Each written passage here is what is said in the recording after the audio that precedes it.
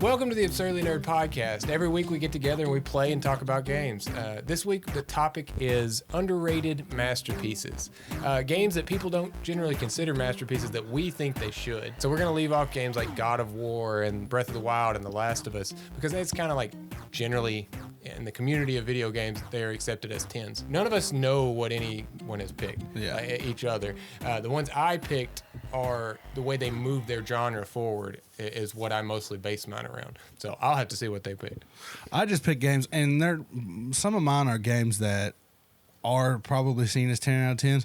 We just forgot. You almost forgot. That's a good way to I think mine are probably the most mainstream out of us, just because that's what a lot of I play is mainstream. I don't think there's any that we've already talked about. Yeah, he's a normie. Yeah. So who wants to deliver first? I'm one of the people like you. So I'll go first. My first one might be the most under considered for this. Wolfenstein: The New Order, in my opinion, is a 10 because like no other first-person game, in my opinion, has done story the way they have with the cinematics, and it feels like they dropped you right into a movie. Just BJ whispering is the shit. Right, like it's so every bit about it is delivered like a Last of Us, but they're doing it from a first-person perspective, which isn't easy to do. You got to constantly be in this mindset that you're BJ, even though you're not seeing BJ. Isn't that the one with the scene where they fucking him and the Nazi stab each other over and over again? Yeah, and I'm pretty sure he's in the wheelchair in that one, isn't he? Yeah. So they did so many mechanics that were based around the cinematics of the story, and they nailed them, in my opinion. Like, it never felt hokey. A lot of games try to do these big things, and it feels hokey and fake. I only played that one. I didn't play Old Blood or much of 2. Old Blood feels like an old game. Yeah. Like, it doesn't feel like this. Like, but I really like the first one. Like, I was really drawn in. I think the first scene is like the planes going down and stuff. I think so. Yeah. You're in the facility, ain't you? The plane goes down and you're in the battlefield to make your way to the bunker. I was sucked in as soon as that started. And then the decision you have to make about which one lives. The cinematics and stuff like that felt like it felt good. I love it. It made me care about these characters, even though it's not my character. You know, it wasn't a role playing game, but I role played as BJ because I like to play 2. I need to play 2. Yeah, and I like New Colossus, and I think it's right there with it in every aspect. It's better in most ways, but I think for the time, New Order brought it forward. Yeah, you know, that's why I'd say it is the 10 to me. Yeah. All right, I'll go since I'm next to you. So I think my first one, these are like in no particular order, but my first one's going to be Left 4 Dead. That's a good one. Yeah. It's a 10 out of 10, man. It did the co-op great. It just as like when zombies were getting popular, it wasn't oversaturated. Right. And it was kind of a simple like video like gameplay loop, but it was so addicting and so fun. There's like I can't play another game like that nowadays and play as much as I did of the first one. Yeah, I feel like it was just such a time where that was so fresh and new, and nowadays it's like they've tried to do it over and over again, and it doesn't reach remade that it level. Just for you. It's called Back 4 Blood. Yeah, and it's not still good, but not as good. It's good. It's just I've lost that. Yeah, it didn't ever draw me back. I think maybe it was like a combination of us just getting online play, and then also that's 360, right? Yeah. It's like us just getting online play and the combination of that game coming out being like the first of its kind. Right. Yeah. And just being addicting. I love the way they did the mini campaigns. You know, having multiple of them. So it didn't get old to me because it felt like you didn't see. If you did all the campaigns, by the time you came back around to the first campagn, it didn't feel like did y'all have just done it or anything. Did y'all have a favorite that y'all picked character wise? Bill. Yeah, I was like Bill. Bill's fun. Bill or the fucking biker, what's his name? Yeah, I like the biker. Oh, Francis? Was his name Francis? Yeah.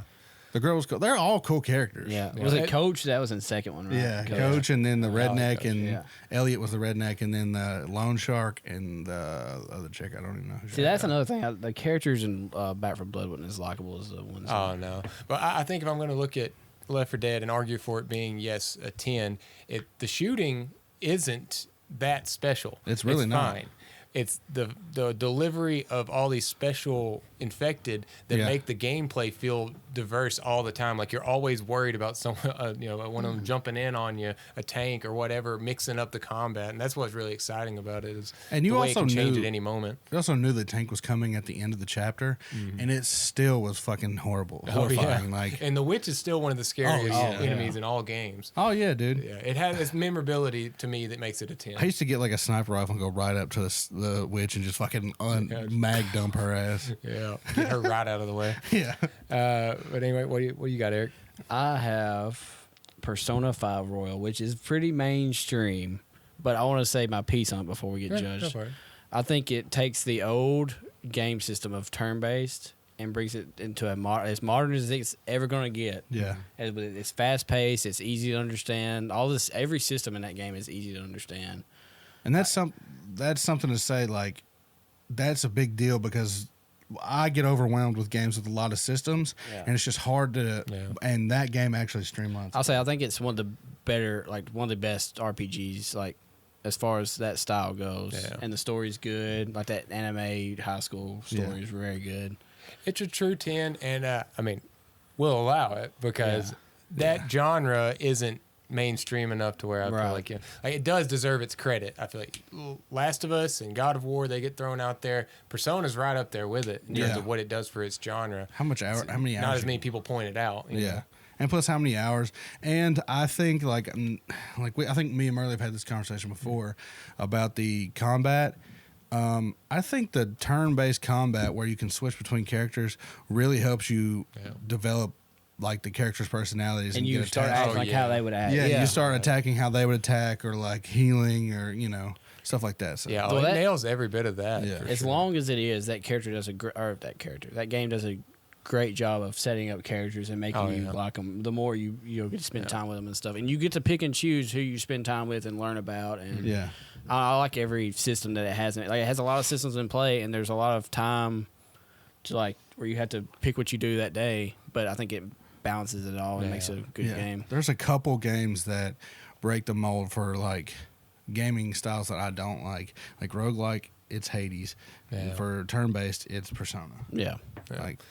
I still don't like the combat in it, but that is undeniably the least underrated masterpiece of the ones we've said so far. And I feel like on this whole list, it'll probably be the least underrated. Yeah. But not my type of game, but I can give it credit as a masterpiece. I know it is. Right.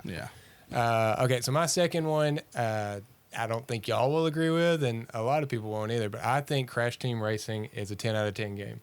And I say that also thinking that Mario Kart 8 is a 10 out of 10 game. Yeah. And it's this thing, like Multiverses just came out, and I kind of have the same thing going with those two, with that and Smash. It's like they're different enough. And in the genre, it's a genre I love a lot. You always want to put the top one. What's the best one in this genre? Yeah. We don't have to do that because they're different enough. They can kind of move together. And I think that's what Crash Team Racing does. Like, it's a little more skill-based and less rubber banding. I think the characters are there. Like, they did so much, especially with the remake. Oh, the customization is crazy. That's all I want for a Mario Kart game. There actually feels like there's progression there. You know, like each character you're progressing in some way, even though there's not like a stat-based thing to it. But I just think it's so... like, at a higher level of gameplay, you could actually have an e-sport with this. Whereas, like, Mario Kart's meant to not be that. You know, it's meant to be this party. It's a party game. Right. Yeah. So I think Eric's probably played all the Mario Karts, and I've just played Mario Kart Wii and Mario Kart 8, and I can still sometimes beat him. So like, it's not all about skill. It's about luck and how the course plays out. That point is the only critique I have of Crash Team Racing is they should have added a little bit of that, like a meter you could slide to add some rubber banding. Yeah, like so that if I'm playing against my 7-year or my 5-year-old. Or my 2-year-old for that matter. I added my kids together. Yeah. If I play against my kids, I can put this meter all the way up so that they can get back into the race. Game. Yeah, or y'all, because I destroy y'all every time we play. That's why we don't play it anymore. I've only played once. Yeah. We have the skills of your two children. That's true. I got really good at this game way before y'all had a chance to get good at it, and I feel like that ruined our experience. But I bought it day one, and I enjoyed it. I just wasn't good. I wasn't as good as I was Mario Kart. Yeah, as far as just like you just got to take the time to learn the boosting mechanic. To me, is what makes it a 10. The boosting is why I got mixed up. Yeah, there's plenty of people that disagree with this, but that's what this is about. This whole topic. Yeah. Okay, go. What you got? NASCAR Heat 2010. I'm just kidding. The best kart racer ever. Yeah. No, my game is Splinter Cell Conviction. That's a good one. I think it's a 10 out of 10. I know the previous games have and this is why, because I asked a buddy who plays it a lot, like who plays the Splinter Cell games a lot, on why he thinks, and we kind of meshed up with the same reason. it's Michael Ironside's last go as Splinter Cell, the iconic voice. And then, this gameplay is a little bit more lenient. It's not super stealth based. You can switch in and out, and just everything like the new art style, the grittiness of it. The story's a little bit more personal to Sam Fisher. Like, it gets you more involved with Sam Fisher and treat like he's a legacy character, and this game feels like a legacy game. Oh yeah. So that's why it's my favorite. No, I agree completely. I've played 2 Metal Gear Solid games, and I'm not as high on it as like the general consensus. To me, Splinter Cell Conviction is the best stealth game ever because it's not all stealth. You have so many options. It's not so open that it's just like Metal Gear Solid 5, the one that I played. Yeah. It's so open. Like sometimes it just takes forever to get into clear a building or a facility. And this one is kind of linear. Like pretty much, each level is a level, and you have to get to the end. And like the way you do that is so cool because you can like hop out windows, and you don't have to like sneak and crouch and then move slowly. Like you can speed. Like I've seen people clear these levels like on YouTube, and I'll watch them all day. It's so fucking satisfying watching people play it. I feel like that's my biggest like blind spot in gaming is like games like Metal Gear Solid, Hitman, and Splinter Cell, stuff like that I haven't really ever played. I like them. I'm not good at them. I like them. Yeah, I like watching people play Hitman, but like I said, there's so many systems. There's so many ways to kill. I feel like I'm missing out when I just. Well, there's nothing like doing a scenario for 40 minutes and then you get caught and you're like, fuck, dude. Yeah, that's it. You restart. Yeah. That is my biggest problem with stealth games. And that's why Conviction's the best because, like, I can really give it a go on the stealth, and if I get caught, I can still fight my way out. Yeah, and you can dip outside, leave a shadow, and then just go around people and then kill them that way. There's even modern games that are a victim of that, like Horizon. It's not there in the whole game, but in the early part, there's some tutorial stuff where if you get caught by some of the what do they call the burrowers and stuff like that. Yeah, stuff like that. The dinosaurs. Then it just black screen restarts Land it. gods is what they're called. No, there's some groups that call them that. But it'll restart that whole situation there, and that's annoying as hell. I don't miss that in old games. No. Yeah. Okay, what about you, Eric? Well, get your eyes ready to roll because it's Paper Mario and the 1,000-Year Door time. Because is that the second one? Second one. People, I've actually seen one list recently. I watched the top 100 Nintendo games, and they had it really high, and I was so proud because that game, as a kid, you always wanted more Mario stories, or I did. Yeah. And this one gave you so many scenarios of Mario. Did the traditional castle, first chapter, traditional castle. Second one's for like a forest. Mm-hmm.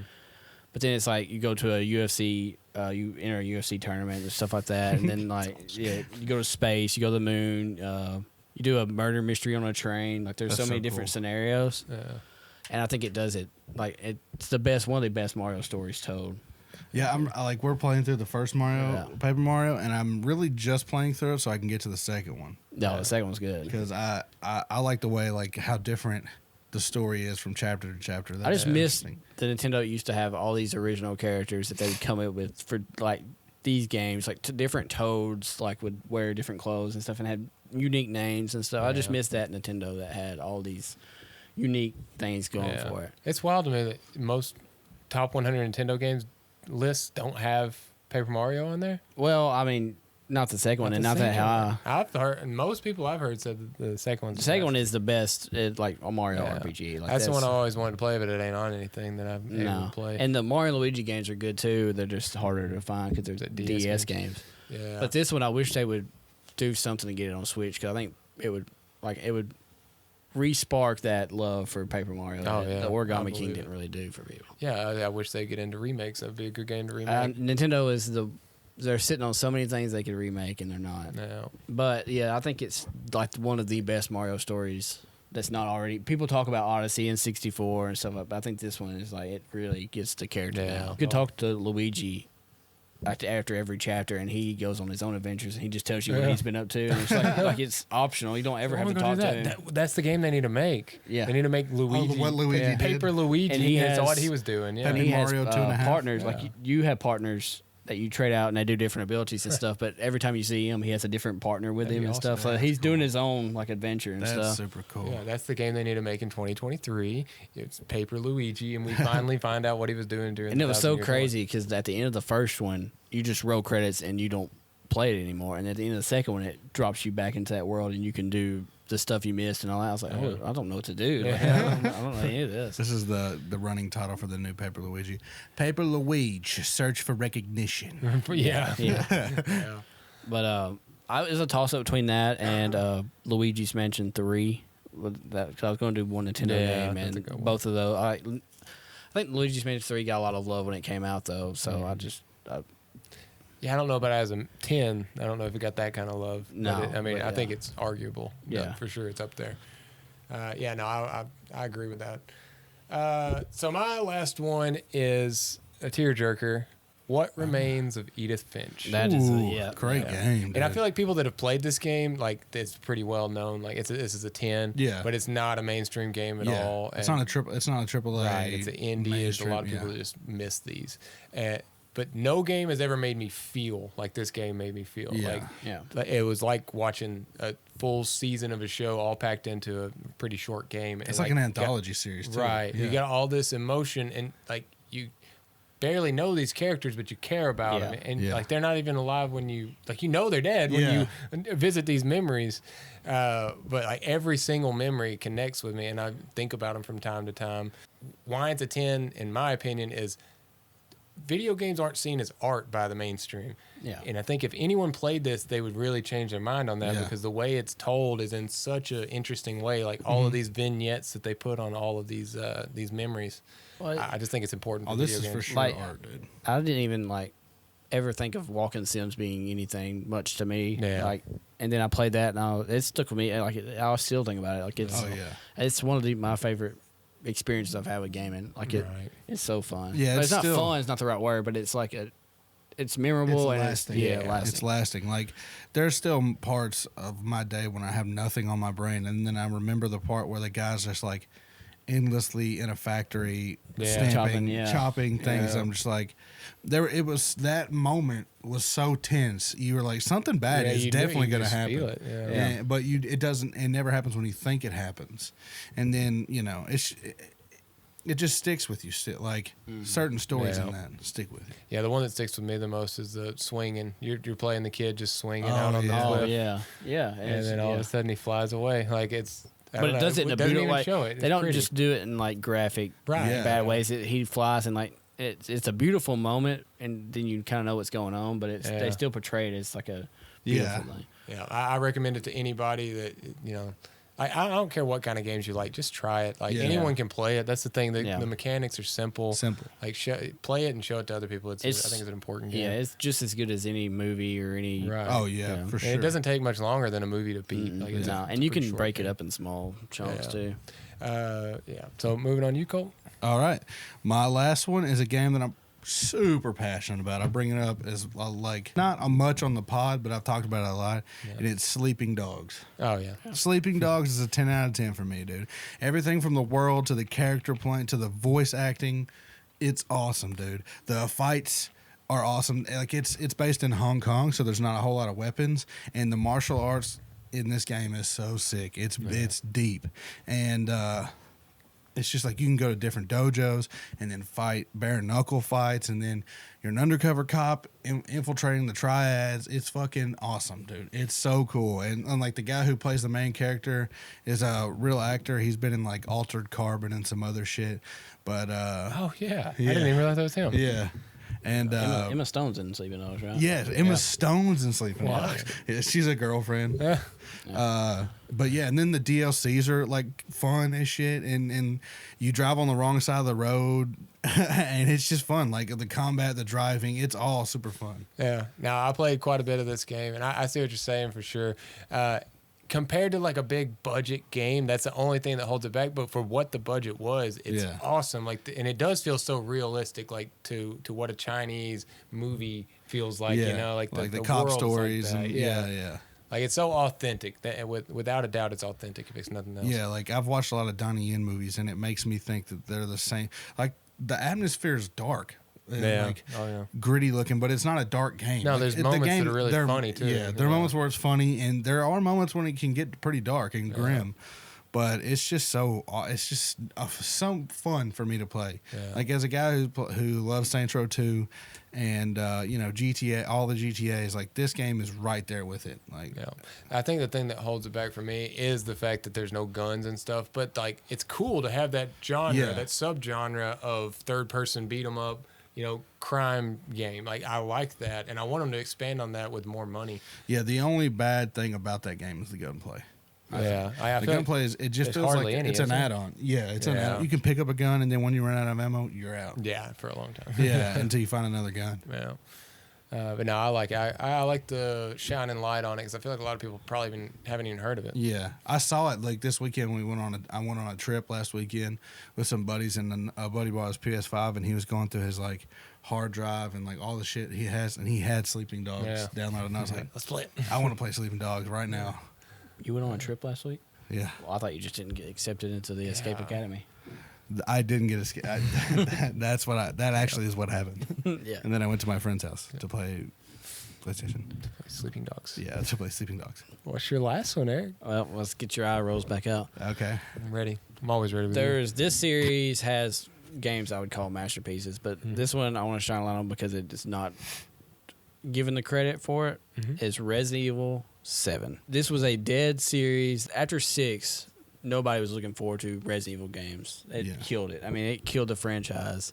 Yeah. And they went into a new direction, went first person, made it one of the scariest games I've ever played. Yeah. It did a small setting and didn't go outlandish big with it. And I think I give them credit for that. I mean, the end is what it is. It doesn't, people hate on it, and it's not the best part of the game, but it doesn't take away from that first 5 or 6 hours of just being in that house. And the Resident Evil series as a whole has characters that are established fucking badasses. Oh, yeah. And they give you a total loser. Who gets his hand cut off in the first 5 minutes. Yeah. And it's still an awesome game to play with him through. And he's just whiny and dumb. And it's still great. His character's still great in the game.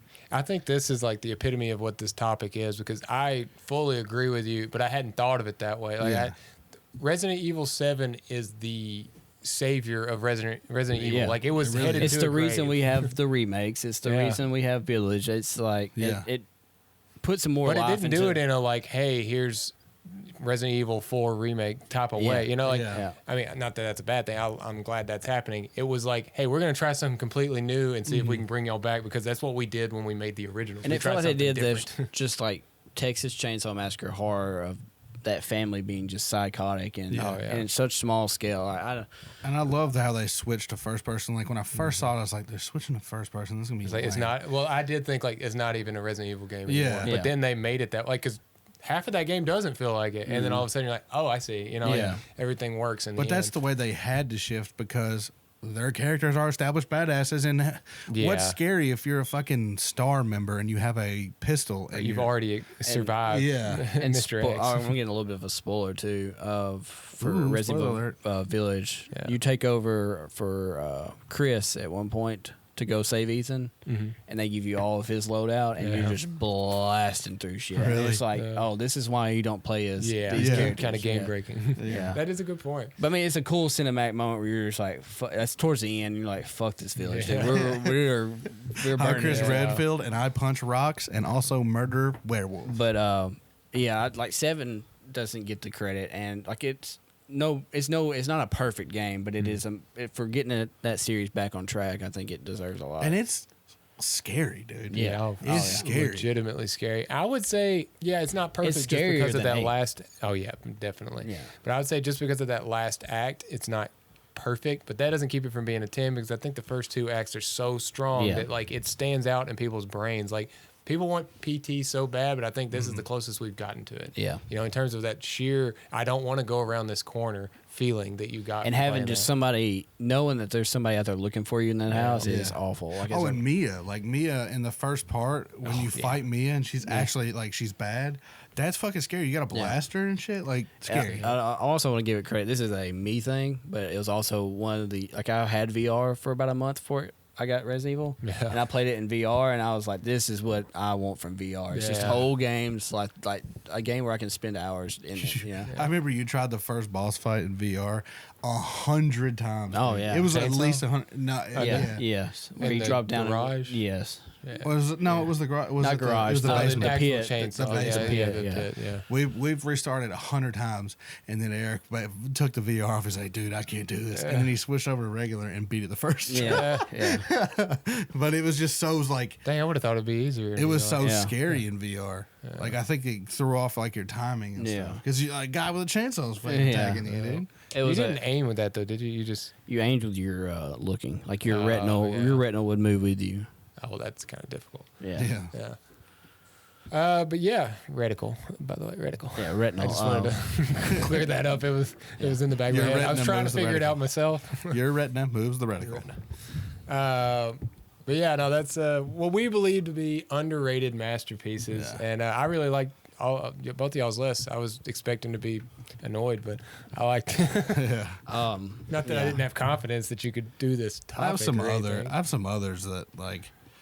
No, we're only doing 3. Yeah, we could do like honorable mentions. Just mention them. Yeah, I'm just messing with you. Honorable mentions. Okay, I'm gonna do one. I'll do one. Doom 2016 almost did, but I feel like it is pretty consensus known as like a perfect fast-paced arcade shooter. Yeah. And I like for that though, like it brought back that series too. In the same way, big way. Yeah. I think my honorable mention's Halo 2. Yeah, Halo everyone is Halo 3. I played up till Reach, and Halo 2 is my favorite Halo. Yeah, really. I like 3 better, but Halo 2's a 10 too. I think Halo 2 has the best story of them, but Halo 3 is it's probably the best game. But Halo 2 introduced dual wielding. It introduced Arbiter as a character. That whole story, like pretty much, it elevated Halo from just like a sci-fi game to a sci-fi drama. Mm-hmm. Like so, that's what I always think. It's a 10 for sure. Yeah, without a doubt. My one that I was gonna use is Danganronpa, which is a visual novel. The Trigger Happy, the first one. Yeah, the first one. I need to play its own game. Just because it's such a. I had never played really like a novel like that on like that style of game. Yeah, and it was just reading a lot, but the story is so intriguing. Like and trying to figure out. Like the whole thing is a murder mystery with each chapter, right? And it's always a good twist. Like you think you have, like you're going in, like you have to go to a case, pretty much a case room, and you're arguing stuff, and you pretty much think you got it, and then it's just twists, and it will twist around. You're like, damn, I didn't really see that one coming. Yeah, that's cool. But yeah, let us know some of your favorite games that you think are masterpieces and don't get enough credit, and we'll see you next time. What? That was just my glasses. Oh, I thought you. Just say, please like and subscribe, share. Me. Really share. Like we want as many people to see our content as possible. Like show your papa. Yeah, quit being so fucking stingy. Share that shit. Yeah, show your gam and show your gam and your papa and your pop and and all the people you know. But we'll see you next time. Wow, my voice break. We'll see you next time. Please, they're here. They're watching. Please subscribe. Please, God, come back.